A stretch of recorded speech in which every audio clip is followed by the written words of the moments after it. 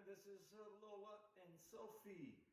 I've never recorded a YouTube video before, but I wanted to document our trip across Canada that we recently took this past October 2020, and we spent the winter in British Columbia, in Surrey, BC for part of it, and then in Mission, British Columbia for the last part of it. We stayed at friends of ours that were graciously kind enough to let us park in their driveway. So this is what we did for the winter. So I wanted to kind of document the trip and share some lessons learned and stuff like that for people who may be planning a similar trip. I know I went on YouTube in preparing for this trip, and there's a lot of stuff that we learned along the way that would have been helpful if we had known up front.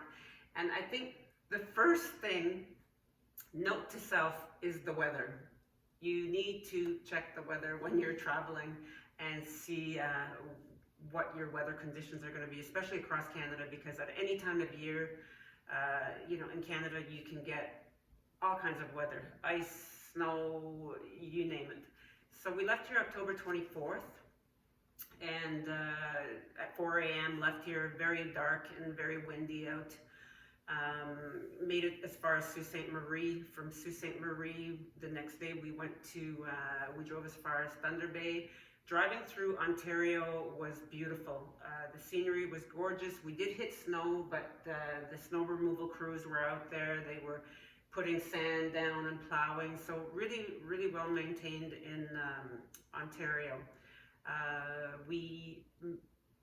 I learned that our first time zone change was actually in Ontario, close to Kenora, and crossed into Manitoba, and we got as far as Brandon, Manitoba, and stayed at a co-op gas station overnight. And from Brandon, went as far as Saskatchewan, and in Indian Head, we hit some freezing rain. We also hit a snowstorm going into Saskatchewan, and realized also that the next time zone change was in Saskatchewan, so the time actually went back another hour, which I was really disappointed of, because then it just got darker longer, and driving in the dark for me was a stressor. As I said, we hit a lot of ice, and my husband handled it great. How did you find driving on that ice? Oh, it was a lot of fun. That's a good experience anyways. One thing that you learn, you can't really control a motorhome or a big rig when you have a lot of ice. So you just slow down, don't touch the brake, and until it comes to a stop, then you just crawl your way out of there, find a spot that is safe and park it and wait it out, that's all. But everything is a learning and an experience. Sure is. So after that stop in Indian Head, Saskatchewan, we waited out the weather and we hit the road again, and we made it as far as Swift Current, Saskatchewan, and stayed there overnight. I'm trying to remember what we stayed at in Swift Current. I think it was just a truck stop. We also realized that along the way in traveling across Canada, there's no campsites open, there's no water stations available. Gas stations close their water off because of the freezing cold weather, and you can't camp until you get to Banff and British Columbia. So that was a challenge. In retrospect, we should have taken maybe less showers, used a bit less water, but lesson learned. But we were stocked up on bottled water, so we had lots of drinking water, so that part was good, but we couldn't fill up our tanks with water. So after Swift Current, we made it into British Columbia that day. So we got all the way across Alberta. Crossing Alberta was beautiful. The mountains are just breathtaking. It's incredible. The views were just beautiful.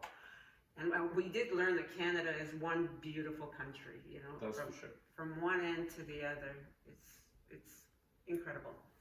So made it to Revelstoke, British Columbia, and we stayed at Revelstoke is a very small town, and we stayed in a restaurant that had gone out, a restaurant parking lot that had gone out of business. So that was good, and So we stayed there overnight, and the roads, oh my gosh, the roads are so challenging. I have video of some of the roads on the way back more, because I didn't videotape too much on the way there because my dog Lola is really, really, really, really stressed in the vehicle, and she probably feels a lot of stress from me. So I didn't videotape a lot on the way there, but road conditions driving through British Columbia was parts were the Coquihalla Highway, like lots of snow that we went through. And actually, I should also say that was the third time change, was after we passed Revelstoke in British Columbia. The time zone was soon changed, it was soon after that. So we when we left Revelstoke, it was dark again. And then the other thing too, all across Canada, there's signs. They watch for the moose, watch for the deer, watch for the avalanches of falling rock through British Columbia. Some of the mountains like had nets on them to keep the stones back.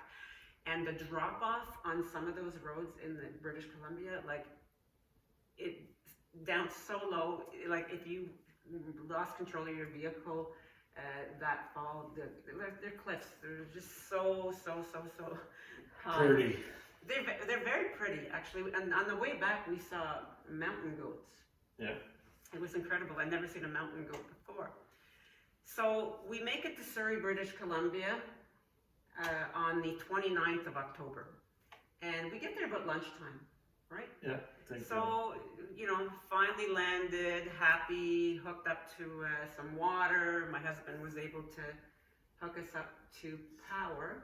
Well, yeah, we hook up to power because he didn't have 50 amps, so we made it 50 amp and sewer and all the hookup.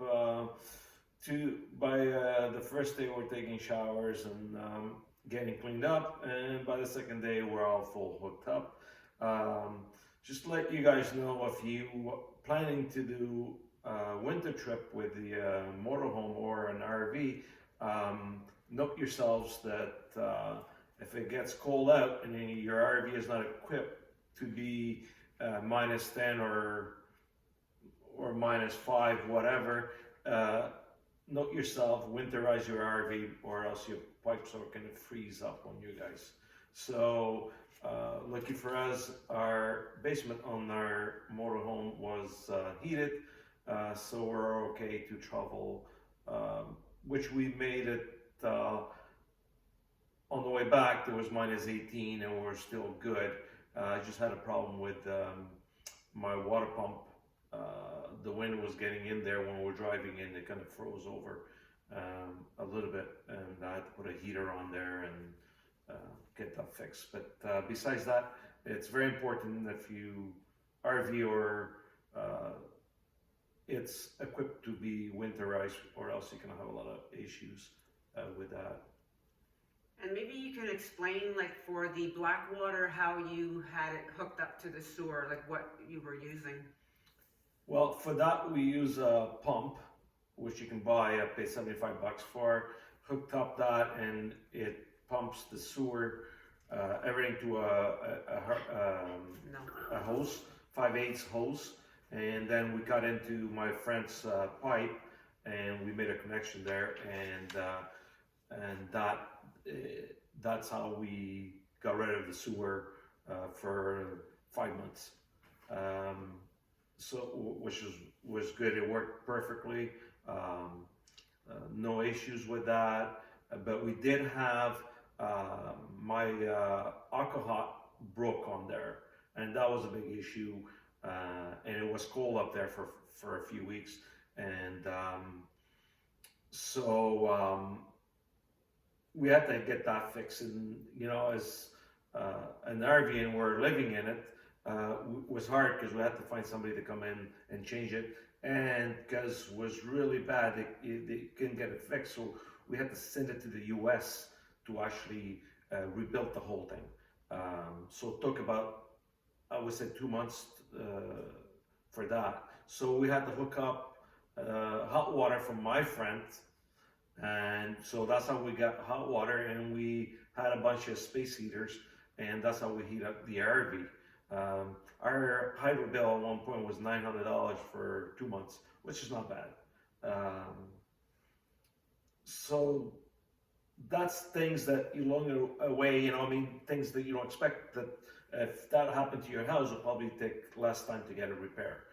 Because you can get those parts Home Depot or Lowe's or anywhere, but because it's an RV, um, that's a different story, and also very expensive. It was like $11,000 to replace the alcohol heat. It wasn't even to buy a new one; it was just to rebuild that one. So I'm hoping we're good for another 10 years. That's about it. Yeah, and I was working from home the whole time that we were in British Columbia. So I found I was in the motorhome every day, all day, day and night. With COVID, you can't go anywhere really, so just out to the grocery store. So I found that challenging, and especially when the AquaHot system was broken.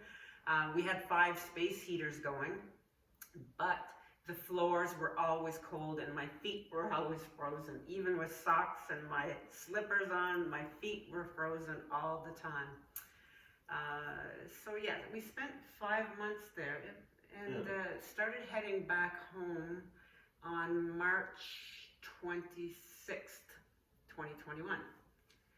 So we left Mission, British Columbia, and we drove as far as Revelstoke that first day, remember? And yeah, and the weather was good. They were calling for good weather across Canada. I checked my app, I checked any weather channel I could find. I made sure to check the snow in the Coquihalla because it snows like 10 to 15 centimeters a day there, not a problem. Like it's just so much snow. So I checked the weather. The weather looked clear sailing for at least 5-6 days. So I said, this is the time to do it. So we made it as far as Revelstoke. Very nice. We stayed in a truck stop. It was good. And we noticed there was a lot of other RVers there too. We weren't alone. I thought we were the only people on the road at this time of year. But anyways, so left Revelstoke and we drove to Banff. We always wanted to see Lake Louise, so we stayed at the Banff National Park. What a beautiful park. And they are set up for winter camping. They have water available, not at your site. They had hydro, right? Yeah, hydro at the site, that's about it. But they had a pump up station with water that you could go fill up your tanks with water, which they had heat around the water taps and all that, so that was no problem. And the dam station was open, so you could go there anytime and downpour or fill up. We stayed for 2 days there. No, we stayed 3 nights. 3 nights? We got there on Saturday. We stayed Saturday, Sunday, and Monday, because Monday I had to work. And but Banff was just beautiful. We were having dinner one night, and the deer are just outside our window, and you're surrounded by mountains. I have photos and things like that, so if I figure out how to upload some of this stuff, maybe I will do that at some point. But it was beautiful, and with the second night we were there, we got a foot of snow. And yes, note to self: should have put the slides in to avoid a foot of snow on top of our slide. Then I had to climb up there and clean that up, which was beautiful. Got to meet a lot of people when I was up there cleaning the snow. And the mountains around you was just full of snow and just gorgeous. The weather wasn't that cold. It was only -4, I believe, or -8 that day. But the sun was out. Was just was beautiful. It was just gorgeous outside there. That I would do again. I mean, the park was the most beautiful park that we've been in. Not camping or wise, but the scenery. The scenery was beautiful, and you can tell that they're equipped for winter camping because they're not your traditional campsites. Your campsite, you're parked in a row, so it's kind of like you're parked on a street, and it's all paved, and your hookups are there, your picnic table's there. And I was asking John about that. I said, I wonder why they set up this park this way. And he said it was probably for plowing in the winter, right? So they can get to the... they can plow right beside your RV. And people don't use the picnic tables anyways in the winter because it's full of snow. They don't clean that part. They clean the street. We parked the way that door was facing the street, so this way it's nice and clean all the time. So on the second day in Banff, we wanted to go to Lake Louise. That was always the goal, to go to Banff and go see Lake Louise. So I Googled it on my phone, and we're about 45 kilometers, I think, away from Lake Louise. So we get up early that morning, and we pack up the dogs, and away we go to Lake Louise. After driving for, how long did it take us to get there? About an hour, I think. I think it was longer than 45 kilometers. I think it was more like 60. But it started to snow a little bit. Yeah, it started to snow a bit. So we finally get to Lake Louise, and thank God we did not take our RV to Lake Louise, because John was saying, well, we should have just came here with the motorhome, because now we're having to backtrack to go back to Lake Louise. Thank goodness we didn't, because the roads were, it was snowing, the roads were windy and narrow, and anyways, so we finally get to Lake Louise, and I have a video on that too that John filmed, myself and the dogs. There was so much snow in Lake Louise. Yeah. The lake was covered in snow. You couldn't even really see it if it was a lake or not. And so it was beautiful. It was beautiful, because the scenery is beautiful. There's nice hotels around there and things like that. So we took a quick video, and my little Sophie here, she's a Florida dog, so she really does not like the cold. So we had her swaddled up in a blanket. So we jumped back in the truck, and we came back to the campsite. So that was our adventure for that day. And then we walked through town. The town was beautiful. They had mandatory masks that you had to wear, like even walking around, but it was fine, and the town was very nice, people very friendly. We really, really, really enjoyed Banff and would highly recommend it. I should also say, while we were in British Columbia, our friends took us to visit a lot of places, right? Like White Rock, we went to Whistler, British Columbia, we went to... well, it's gorgeous out there. It's beautiful out there. BC is beautiful. So we did do a lot of visiting there. I can't remember all the places he took us to, but I'd have to ask Victor. But and I have photos of all those places too that we went. Well, but note yourself that BC on the winter time, it does rain a lot. Yeah. I didn't see the sun at least for 2 months that I was there. It feels that way. And it's very damp. The weather is very damp, and it's gray, and it's rainy. So that's tough. You know, at least here in Ottawa, it gets very cold, but the sun will shine, right? So you have the snow, but the sun comes out. And I noticed that just since we came home, we arrived back in Ottawa on April 3rd. And I've noticed like the weather, like just seeing the sun makes such a difference in your life. Anyways, so I'm not sure if so yeah, that was Banff. I sidetracked a bit there, but so we left Banff on the Tuesday morning, and how far did we get? We went, so did we make it to Saskatchewan? Yeah, we did, but I can't exactly remember where we stopped. Didn't we stop and met with your cousin? Oh, that was in Thunder Bay. I'm not there yet. Oh. Okay. And all through the journey, we're posting on Facebook. On the way back, I had time to post things. So people were following us on Facebook, and family, friends, and that type of thing. So anyways, we made it as far as Saskatchewan, and I can't remember where. So anyways, the next day we hit the road again, and we're headed towards Manitoba. So everything's going fine. We get right back on, there's a detour that you can take to avoid the Winnipeg downtown area. So I can't remember, I think it was the 100 highway. Yeah, I believe it so, goes right around Winnipeg, so you avoid all that. Because I should also say, on the way there, we didn't avoid that, and we went through the town, and John was smart enough to notice that there was one bridge that we weren't going to clear. Well, there's one bridge looked pretty low to me, and they didn't really say how high it was, so I just kind of turned the other way. I didn't want to take a chance going through there. Mind you, my friend that lives down there said he would have made it through no problem, but it looked pretty low, and they didn't have the specs on the bridge, so I didn't want to take a chance to lose half the RV, and I had to drive all the way to Vancouver with a convertible instead of an RV. So on the way back, we avoided that. So as we're go past the town of Winnipeg and get back, as soon as we get back on Highway 1, I'm in the middle of a video call on my couch in the RV, and John's driving up front by himself, and I hear an explosion. Do you want to take over from here? Well, as we came up, we're crossing up on the bridge, and I guess I must have hit a pothole or something, and the tire let go, and that's pretty much it. It blew out, and so coming down the hill is a bit harder to drive that with a flat tire. And note yourself, don't touch the brake, just don't panic. That's the only thing you can do, and just drive it, park it over to the side, and call roadside assistance. Yes, and that's another important thing. Have roadside assistance, although it still costs, but have the roadside assistance.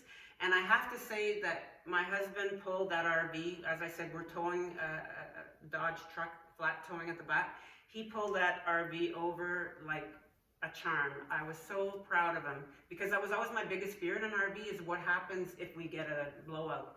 And he had had a blowout the year before in Florida on his way home, on the passenger side. This Right. time it was on the driver's side. So the issue was, when the tow company came to, when we called to get a tire, they didn't have the same. They couldn't find the same tire, so they had to change both front tires. At the cost Of probably a couple $1,000s. It was $14 something US, because we have good SAMs, Yes. roadside assistance, so everything is in US dollar. So it was $1,400 plus the exchange, whatever that was.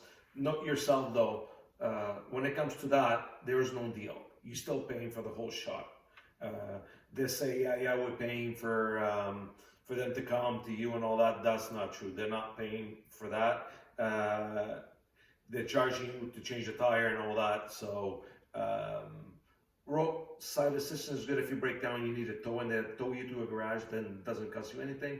But I find when it comes to tires, because we can't carry a spare on that, if you can, then it doesn't cost you anything. But if they have to go get a tire and bring it out, then it becomes all on you, really. So the blowout happened at about, I would say probably maybe 1 o'clock. 1 o'clock. So we're pulled off to the side of the road, and I'm able to continue working, so that's all good. And we have friends that we've met in Florida who live in Winnipeg, John and Dawn. Yeah.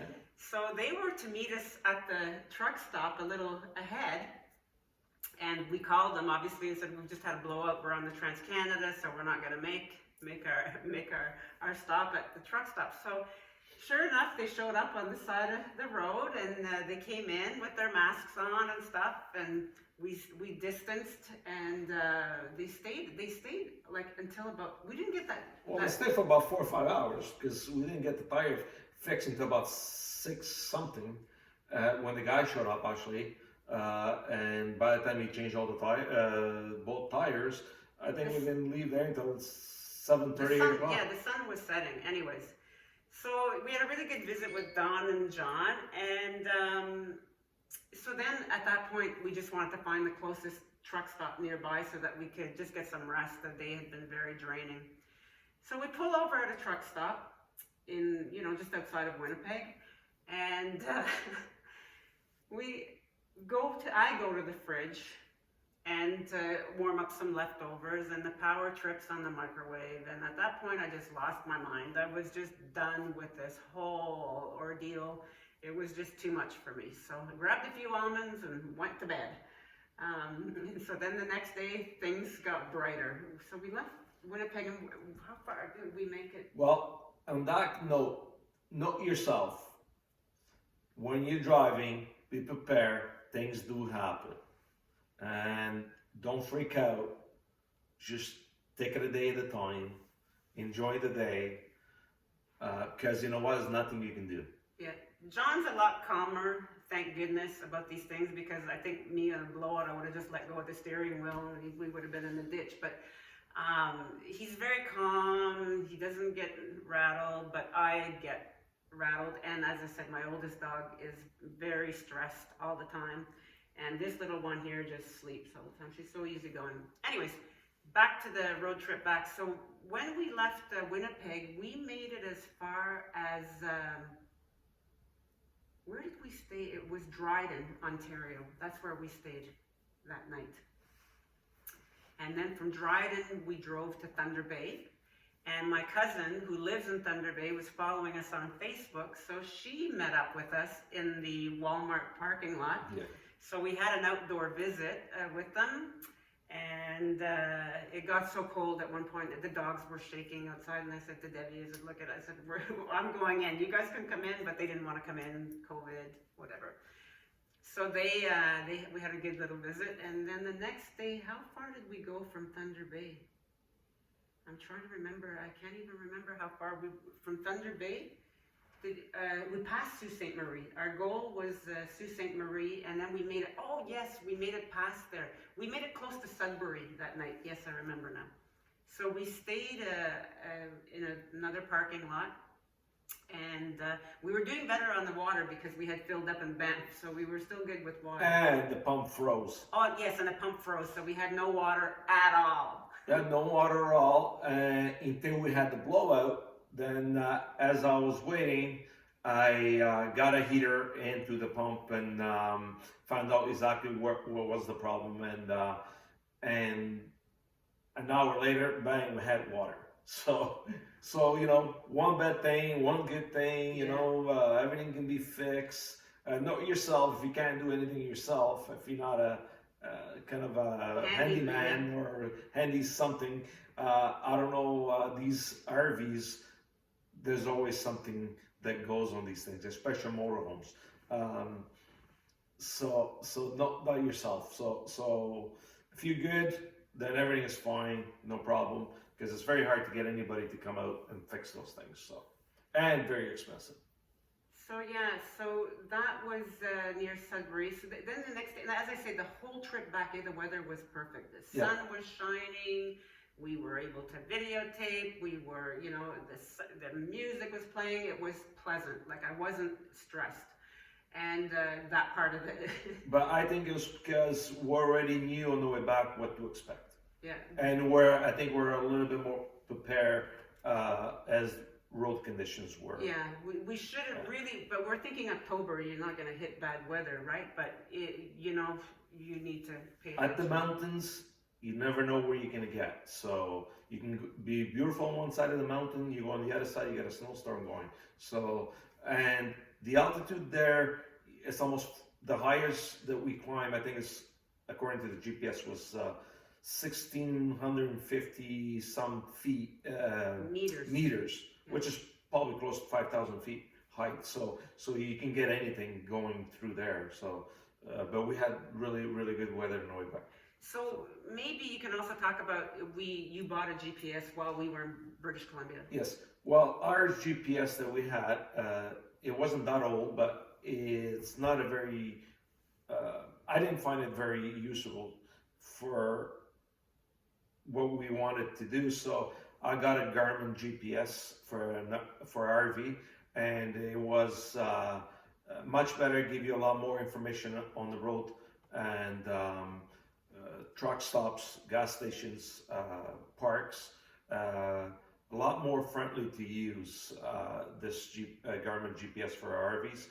So, and also you can put in the weight of your RV, the length of the RV, and the height and all that, so we'll route you basically on truck routes, which is much better. If you have any RVs, anything like that, I would recommend that. That's the best GPS, and trust me, I like my gadgets, and that one I definitely think it's worth the money. And so yeah, so we made it home when we left Sudbury. We made it home that Saturday. We got home around lunchtime. So I'd already done all my groceries on Instacart and had scheduled the delivery. So we unloaded everything out of the motorhome. We pulled it up to the front of the house and we emptied everything, our clothing, everything, because my husband's going to be renovating the floors. The ceramic tile, he's going to be replacing. Our Winnebago is a 2010 tour, And while we were in British Columbia, I should say also, he did a lot of renos. He put in a marble tabletop in the kitchen. He put marble, was it marble? Granite. Sorry, quartz. Quartz on the coffee tables, like the end tables of the sofa. And he put in some slide out shelves, which are fantastic. My dishes didn't move as much on the way back. What else did you do? Garbage cans. Oh, a garbage can, yeah, and recycle bin that he put into the counter, and that was good too. I thought you did some other stuff too, but anyways, it'll come to me later. So if there's any interest in knowing more or seeing different parts or that we could share, I do have video and stuff like that. And so I'm hoping to document John's renos, because he's going to start chipping away at the tile tomorrow. And I look forward to seeing that, because it's going to modernize the motorhome so much. Oh, and he's done a wall in, what's that wall done in? Marble. Marble. So he's done a lot of work. The bathroom shower's been renovated, the vanities. He's done a lot of work to this motorhome. It looks very, very beautiful. I was ready to sell it on a few occasions because of this trip, and you know, just the aqua hot breaking, not having heat, being hooked up to our neighbors' water, so we had to kind of be polite about the amount of hot water we were using, and you know, because they were renting an older house, so the water system, I think if somebody, it's kind of like when you flush and then the water gets really, really hot, it's kind of that kind of scenario. So anyway, so we made it back to Ottawa, unpacked the RV, and the truck and RV were filthy. Yep, my truck is black, it was gray. Took me a few times to get that stuff out of that, but overall it was a good trip. I liked it, I enjoyed it, it was a good experience. I don't know if I want to drive that again, but if I was going to do it, I'd definitely do it on the RV again. It's especially enjoying this crisis that we're going through. Yeah. It's very safe. We packed everything we could in there, and the only thing we stopped was for fuel, and we didn't even meet anybody. We just paid at the pump, and like a lot to me is crossing these times that we are a lot safer right now to do trips on that than it is in anything else, cars or planes or it is, yeah, but that was a long trip though. I mean, we usually go down to Fort Lauderdale for the winter, which, you know, usually I'll drive it down on October, which is, we have no snow or nothing, it's all nice and clean and gone, but that was different. So I do it again. Well, Florida's 2,200 kilometers, and we just drove 4,500 kilometers across the country. And we realized, like, oh my God, Canada is such a beautiful, vast, large country. It's beautiful, and so many parts of it nobody lives on. Like, you drive for hours and there's no people. Well, no people, no gas and stations. There's parts you have to make, and that's another thing. Make sure your tanks are full whenever you have the opportunity to fill up with fuel, because there are parts of this country that you're going to drive for a while and there are no gas stations. So especially if you're driving your car or a truck, that you don't you know, you can't go as further. Like, our tanks are really big on the motorhomes, so I can do at least 800 kilometers on a tank of gas, which it costs about $300 to $400, depends where you are. Yeah, the gas was expensive the diesel was expensive up there. Even the gas was very expensive up there. I calculated we spent like about close to $2,000, $2,200 on fuel. Yeah. On the way back. But you gotta remember, we run the generator, we run the Aqua Hot, run 24/7. That it's all diesel fuel that it uses. So I think on the way up there, because we didn't use that much there, it was probably at least a good $300 to $400 cheaper to drive up there than it cost to come down. Yeah, on the way back in Saskatchewan, when we stayed there, the winds were really, really high, like to the point where we tried to open the RV door to get our fuel, and it was hard to push the RV door open, and it was very cold. So that's probably how our pump froze with the water. So then we had no water. So we were using bottled water to flush our toilet, and John put a real toilet in the RV because he had issues with the smell or whatever. So he put a real toilet in there. And we calculated it takes 8 bottles of drinking water to flush the toilet. So it's a good thing, because usually RVs, people complain that they smell, and that's because you have a dry tank. That's what it is. It's almost like going to a construction site and going to use the toilet there. That's basically how those toilets work, so that they don't use a lot of water. I put a real toilet, a low flushing toilet, very small, very compact, and uses a gallon point something to flush. Yes, you don't get that smell anymore. It's like being inside your house. But if you're traveling for more than 2 to 3 days, you gotta be careful how many times you flush the toilet, because or the tank will get full and you have to empty it. Besides that, it's an awesome idea. I love it. We never dry camp very well as if we're traveling. Besides that, everything we go, it's full hookup, so it doesn't really make a difference what kind of toilet you have there. Mm-hmm. So yeah, so we made it back on April 3rd. We're happy to be home. Oh, my battery's getting low? Yeah. Okay, so made it home safe and sound, and that was it. I'll turn this off. Well, finish the video. My battery power is low. So we made it home safe and sound, happy to see our daughter, happy to be back in our home, appreciating the small things in life, like hot water, power that doesn't trip. Back to my office chair and my comfy office. And so John, with COVID restrictions in Ontario, John can't work, so he's going to tackle the motorhome. Yep, that's next tomorrow. Tomorrow he's going to got all my tile, got all my stuff, I hope, so we'll see what happens in there. Should be fun. Yeah. So it's fun. That's about it. If there are any questions, you can drop us a line. Happy to answer, but it was quite the adventure. For sure. Ciao, ciao. Over Next and time. out.